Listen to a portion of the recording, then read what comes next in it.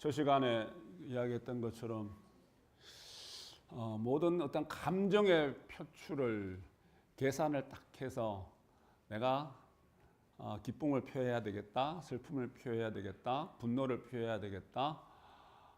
그렇게 하기가 쉽지 않죠. 그죠? 외롭고 우울하고 슬픈 일이 있을 때 외롭고 우울한 슬픈 감정을 내가 내고 있다, 내야 되겠다. 기쁜 일이 있을 때 기쁜 어떤 표현을 해야 되겠다. 화가 날 일이 있을 때 화를 표해야 되겠다. 우리 정조님 1세대 제자 중에 지금 열반하신 분인데 하루 24시간 이제 관이 됩니다. 이제는 염송을 그렇게 옛날 하듯이 그렇게 이제는 안 합니다. 염송을 왜 안 하세요? 하셔야죠. 어느덧 24시간 관이 됩니다. 24시간 내가 보이는 거예요. 아까 그래서 내가 본심으로서 시민이 밝아져서 밝아진 그 마음으로 이제는 성인의 그 마음으로 나를 24시간 관찰이 가능한 지경. 그러니까 이제는 내가 관이 돼서 24시간 자면서도 내가 관이 되는 거예요. 화를 내고 있는 내 모습이 내가 어떤 간격을 두고 나를 바라볼 수 있고 슬퍼하는 그 모습, 기뻐하는 그 모습, 이 감정의 소용돌이 속에서 이것도 저것도 아니고 그냥 뒤섞여갖고 복잡하게 번뇌 속에서 살아가는 게 아니라 그 모습들이 이제 내가 살펴진다는 이야기예요. 살펴진다는 그 경지를 이야기를 하는 겁니다. 그게 바로 정견이다. 그죠? 불가능한 것이 아니라는 이야기예요. 우리 보살님 각점에 다 하실 수 있어요. 그게 내가 참회를 하고 복을 지어서 수행을 해나가고 도를 이루어 나가는 그 과정들이란 말이에요. 그죠? 그래서 우리가 그 시작이 뭐라 그랬어요? 참회하는 마음. 지심 참회가 일어나기 위해서는 그것도 나를 살펴야지 가능한 거란 말이에요. 그런데 이 참회라는 것은 내가 지나고 난 다음에 지나고 난 내 뒷모습을 지나간 그 자리를 되돌아보는 거예요. 그게 습이되고 그게 내가 능력이 갖춰질 때 정신 바짝 차리는 그 능력이 갖춰질 때 이제는 돌아서서 후회하는 것이 아니라 돌아서서 나를 바라보는 것이 아니라 순간순간 내가 나를 보게 되는 나를 관찰하게 되는 그죠? 그게 이제 우리가 수행의 어떤 모습이고 도를 이루어 나가는 모습입니다. 자, 우리 마음걸음 키우라 그런 이야기 많이 하잖아요. 진호국가 불사의 그 사상의 근본도 내 사상을 크게 가지는 겁니다. 내 사상을 생각을 크게 가지는 거예요. 좁고 작은 것에 얽매여서 막 그렇게 아웅다웅 사는 것이 아니라 내 마음걸음을 크게 키우고 사상을 크게 가지는 겁니다. 생각이 크다라는 것을 세 글자로 하면 뭔지 아세요? 그냥 이거는 우스갯소리예요. 생각이 크다. 싱크대. 아이고, 아직 이해 못하신 분들도 있네. 영어를 써서 죄송합니다. 싱크대. 내가 그냥 우스갯소리가 아니라 특히 남자가 우리 옛날에는 남자들이 부엌에 들어가는 것이 허락이 됐어요, 안 됐어요? 허락이 됐다 안 됐다도 이상하고 하여튼 남자가 부엌에 들어가면 안 된다고 이야기했죠. 그죠? 그래서 요즘 왜 우리 사람들의 묘한 심리가 사위가 부엌에 들어가서 설거지도 하고 음식도 하면은 그렇게 이뻐 보이는데 아들이 부엌에 들어가서 설거지하고 음식하면은 뭐라 그래요? 여하튼 요즘은 세상이 변했잖아요. 남자가 오히려 더 싱크대에서 가까이 설거지도 하고 음식도 하고 그런 시대로 변해갑니다. 그래서 그러니까 시대가 변할수록 이게 사람이 사상이 커져야 되거든요. 생각이 커져야 되는데 옛날 그냥 우리 거기 고려짝 시대의 어떤 복무주의 사상에 남성과 여성을 구분해서 막 그런 게 아니라 이제 남과 여가 넘나드는 시대란 말이에요. 여성이 더 지위가 올라가고 여성이 대통령도 되는 그런 시대에, 그죠? 남녀를 구분해서 일을 구분하는 게 아니란 말이에요. 그죠? 그래서 남자들이 요즘, 그래서 요리사들, 유명한 요리사들은 남자 요리사들이 더 많죠. 그죠? 그래서 남자가, 이게 생각이 진짜 크가고, 생각이 크가는 것들이, 그 모습이 그냥 자유롭게 남자들도 싱크대 가까이 가서 설거지도 하고 요리도 하고, 그래서 어떻게 보면은 이 생각이 크간다는 그 싱크대라는 것이 생각을 크게 함으로 해서, 내가 부엌이라는 곳은, 싱크대라는 곳은 음식을 하고 음식을 조리를 하는 곳뿐만 아니라 사랑을 실천하는 자리다. 사랑이 표현되는 자리다. 그런 생각을 해봤어요. 맞겠죠? 지난주엔가 우리 수요일 날 이렇게 연잎을 비비면서 막 이런 보살님들 말씀하는 게 들으니까 좀 짠한 게 무슨 이야기냐면은, 그 집에 각자님은 집에 일을 설거지도 해주나 요리도 하나 이런 거 서로 이야기를 하는 게, 이야기가 뭐냐면은 뭐 젊을 때는 안 하더니만은 일 그만두고는 하더라. 그 소리가 마음이 짠했어요. 남자들이 할 일이 없으니 밖에서 일할 때는, 바쁘게 일할 때는, 그러니까 돈 벌어줄 때는 안 하더니만 돈 안 벌어주니까 하더라는 이야기. 그래서 그 소리를 들으면서 우스갯소리를 막 듣는데도 마음이 짠했어. 그래서 정사님은 하냐고 묻길래 저는 말로만 합니다. 그랬어요. 한다고 우기기가 그래서. 자, 우리 몇 주 전에도 우리 보살님 수요일 날 불사 볼 때 한번 그런 시험을 해봤는데 내 이마에다가 가자를 써보세요. 가. 내 이마에다가 가자를 한번 써보세요. 내 이마에다가.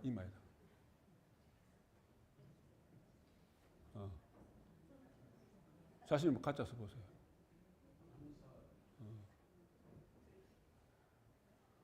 자, 가짜를 쓰는데 어떤 분은 이렇게 쓰고요. 어떤 분은 이렇게 써요. 그죠? 자, 내 관점에서 쓰면은 이렇게 쓰는 게 맞죠? 이게 가잖아요. 상대방의 시각, 상대방의 관점에서 보면은 이렇게 써야 돼. 그게 상대방에서 봤을 때는 그 가짜가 맞잖아요. 맞는데. 외국에서 실험을 한 거예요. 실험을 한 건데 알파벳 이자를 어떤 사람은 대문자를 써서 이렇게 쓰고 어떤 사람은 이렇게 쓰더라는 거예요. 그러면서 이제 뭔가 권력을 가져본 사람, 힘이 있는 사람은 자기 관점에서 가짜를 쓰더라는 거예요. 근데 그러지 않는 사람은 상대의 관점에서 가짜를 쓰더라는 이야기입니다. 그래서 자기가 어떻게 썼는지 한번 살펴보세요. 자기가 어떻게 썼는지. 물론 이게 뭐 하나의 실험을 통한 거니까 실험을 통했는데 결국은 뭐냐 하면은 내가 삶을 살아가면서 상대에 대한 배려, 상대의 관점을 배려하고 생각해주는, 그러니까 권력을 많이 가진 사람일수록, 힘을 많이 가진 사람. 제가 볼 때 집안에서 보살님이 각자님보다 힘이 세면은 아마 자기 관점에서 각자를 썼을 거고, 늘 각자님을 위해주고 아이들을 위해주고 그랬다면은 아마 가짜를 또 상대 관점에서 쓰지 않았을까, 그런 생각을 한번 해봅니다. 해보는데 미국의 대통령들이 대통령직을 수행하고 그 이후에 정신질환을 앓는 사람이 참 많대요. 그러니까 이분의 이야기가 권력을 가진 사람이, 힘을 가진 사람이 뇌에 손상을 입는데요. 그 힘이 크지만 클수록, 그 힘을 유지하는 기간이 길면 길수록 어떤 손상이냐면은 공감 능력이 떨어진답니다. 상대와 같이 상대의 마음을 이해하는 공감 능력이 떨어지고 오만 신드롬에 빠진대요.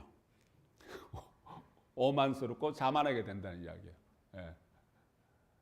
그래서 뇌의 손상을 입는데 그만큼 상대와 같이 공감해 줄 수 있는 능력이 떨어지니 뇌의 손상을 입는다. 그러면서 이야기가 미국의 대통령을 지냈던 사람들이, 권력을 가진 사람들이, 그런 정신적으로 질환을 겪는 사람들이 꽤 있다, 생각보다. 그런 이야기입니다.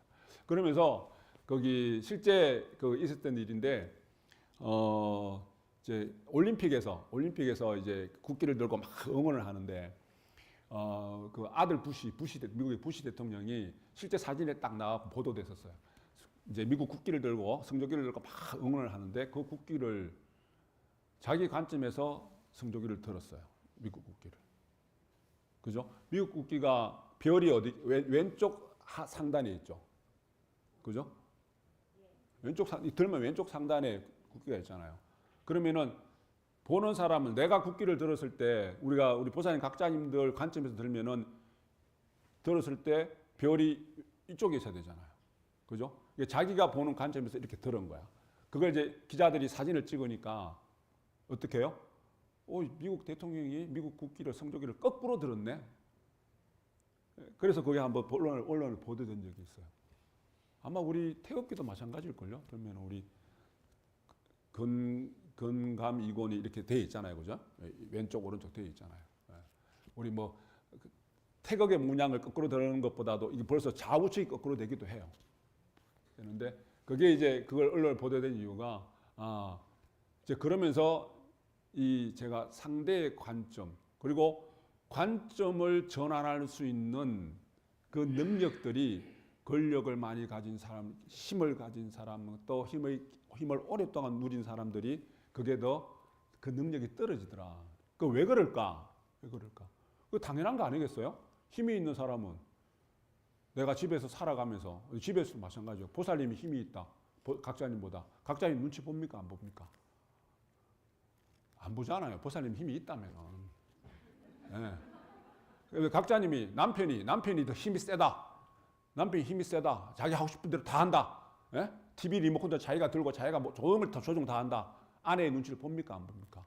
안 보잖아요. 자기 위주로 살아가잖아요. 그죠? 그렇게 될 수밖에 없는 것 같아요. 그러니까 내가 높은 지위에 있는 사람일수록 밑에 자기 부하 직원들, 밑에 있는 사람들 눈치를 적게 볼 거 아니에요. 그죠? 그렇게 이게 사람의 공감 능력이 떨어지고 오만하고 자만심이 가득하게 사람이 변해갈 수 있더라. 그런 경향이 있더라. 그런 내용입니다. 자, 그러면은 우리가 인생을 살아가면서 그런 사람들만 가득하다면은 우리 얼마나 세상이 시끄럽겠습니까? 그죠? 자, 그러면은 내 스스로 아까 다시 가짜를 어떻게 썼는지 잘 살펴보시고, 내 상대의 관점이 아니라 내 관점으로 가짜를 쓰신 분들은 잘 새겨 들으셔야 돼요. 내가 변해야 됩니다. 내 관점을 전환할 수 있는 능력을 키워야 돼요. 내 공감 능력을 키워가야 돼요. 상대를 배려하는 마음을 키워가야 된다는 이야기예요. 그 첫 번째가 뭐냐면은, 그 능력을 키워가는 그 첫 번째가 말을 많이 하지 말래요. 말을. 자리가 높은 사람일수록, 내가 힘이 센 사람일수록 말이 많대요. 제가 말이 많죠. 늘 말을 해야 되잖아. 오늘 이 시간에도 내가 늘 말을 해야 되잖아. 그죠? 자, 뭐 이런 설법이란 내용과 우리 일반적인 내 개인의 말하고는 다르겠죠. 여하튼 말을 많이 하지 말라. 이 귀를 열으라는 이야기예요.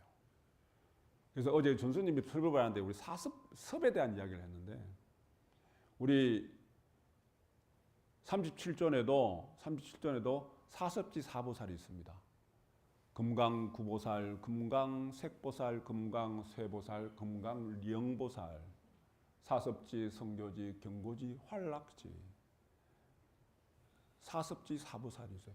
우리 형교에도, 일반 우리 사찰에도, 형교의 가르침에도, 부처님 경전에 거기 사섭이 있어요.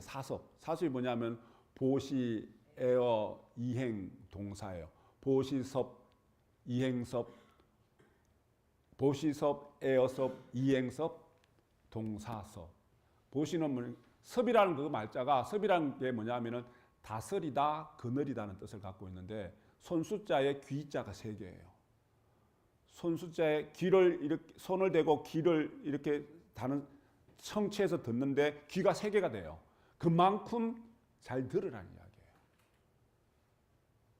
그늘이고 다스리다. 그냥 힘으로서 권력으로서 눌러서 그늘이고 다스리는 것이 아니라 상대의 마음을 얻어서 다스리고 얻어서 거느리는 거예요. 그러기 위해서는 내가 말을 많이 하는 것이 아니라 들으라는 이야기예요. 많이 들으라는 이야기입니다.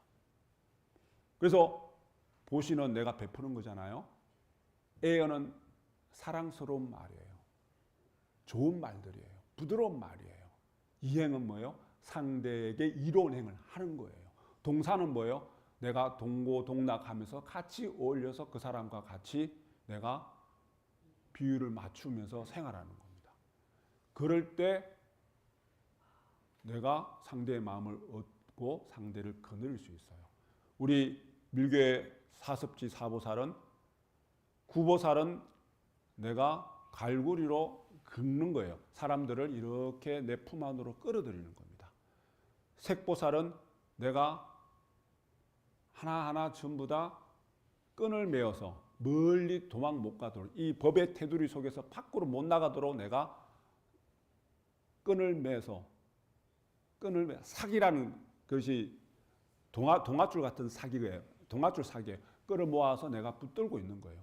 쇠는 뭐예요? 쇠보살은 내가 철조망이라는 걸 만들어 갖고 바깥에 못 나가도록 바깥에는 오탁악세 오탁한 세상이기 때문에 중생의 마음은 늘 욕심, 탐욕심에 어두워서 삼독이 어두워서 밖으로 자꾸 도망간단 말이에요. 그래서 우리 심당에 앉아 있는데 심당에 앉아 있으면서 내가 보살님 각자 다 오셨잖아요. 그죠? 지금 어떤 보살님들은 빨리 막 오후에 약속이 있어서 막 가고 싶은 사람들이 있을 거예요. 그죠? 허리도 아프고 다리도 아프고 도망가고 싶은 사람이 있을 거예요. 내가 지금 딱 막아놨어요. 못 가도록. 철자망을 딱 쳐놨어요. 그런데 이게 재미있어야 되잖아요. 요령을 흔들어서 령보살 요령을 흔들어서 내 각자의 마음을 환희하게 즐겁게 만드는 활락지 환희하고 즐겁게 만들어라. 내가 지금 보살님 각자님 마음을 환희하고 즐겁게 만들기 위해서 내가 이렇게 노력을 하잖아요. 여기서 이렇게 쇼를 하잖아요. 네? 이게 사습이에요. 그러기 위해서는 제일 먼저 내가 귀를 열어야 된다는 이야기예요. 귀를 열어야지 거느릴 수 있고 다스릴 수 있어요. 이게 뭐예요? 부처님 말씀 중에 당신이 어느 누구보다도 세상 사람들 비위를 잘 맞추는 사람이라고 했어요. 비위를 맞추는 거예요. 눈치를 보는 겁니다. 눈치를. 그냥 내 멋대로 혼자 사는 것이 아니라 내가 상대의 눈치를 살피고 상대의 비위를 맞추는 거예요. 부처님은 임금, 왕은 왕대로, 똥지게꾼은 똥지게꾼대로 다 손을 같이 만지고 그 사람의 어떤 마음을 읽고 그 사람에게 맞는 근기설법, 대기설법, 임금에게는 임금에게 맞는 법을 주시고 똥지게꾼은 똥지게꾼에 맞는 법을 주시면서 그 사람들 마음을 다 편안하게 그 사람들 마음을 환희롭게 그래서 사생의 자부가 되어 가시고 성인이 되신 거예요. 이 세상 어느 누구보다도 부처님보다 상대의 비율을 잘 맞추는 사람, 어느 누구보다도 상대의 눈치를 잘 보시는 분, 센스 있는 분, 네? 센스 있는 분이에요. 어느 누구보다도. 그건 그냥 생기는 것이 아니라는 이야기예요. 시사하고 하심하는 마음. 시사하고 하심하는 마음이 있기 때문에 가능한 거예요. 우리 함부로 그냥 내 멋대로 내 기분대로 살아서는 안 됩니다. 누구를? 남편은 아내의 눈치를 볼 줄 알아야 되고 비율을 맞출 줄 알아야 되고 아내는 남편의 비율을 볼 줄 알고 비율을 맞추고 눈치를 볼 줄 알아야 되고 부모는 자식은 부모를 우리가 정치인은 국민의 눈치를 봐야 돼요, 안 봐야 돼요? 국민의 비율을 맞춰야 돼요, 안 맞춰야 돼요. 사업하는 사람들은 소비자의 물건을 구매하는 사람들의 눈치를 봐야 돼요, 안 봐야 돼요? 비율을 맞춰야 돼요, 안 맞춰야 돼요? 비율을 잘 맞추고 눈치를 보는 사람이 사는 사업가가 성공하고요. 그런 정치인이 국민들로부터 존경을 받아요. 그러면은 우리 가정에서는 부모가 된 마음에서 자식들한테, 자식이 된 마음으로서 부모한테 눈치를 봐야 돼요, 안 봐야 돼요? 비율을 맞춰야 돼요, 안 맞춰야 돼요? 우리가 내 마음대로 멋대로 살지 마시고 직장에서도 직장 동료들끼리도 마찬가지고 상대의 눈치 볼 줄 알고 상대의 비율 잘 맞추는 그런 우리 수행하는 진원행자들이 되어 가셔야 됩니다. 진원 묵도합니다.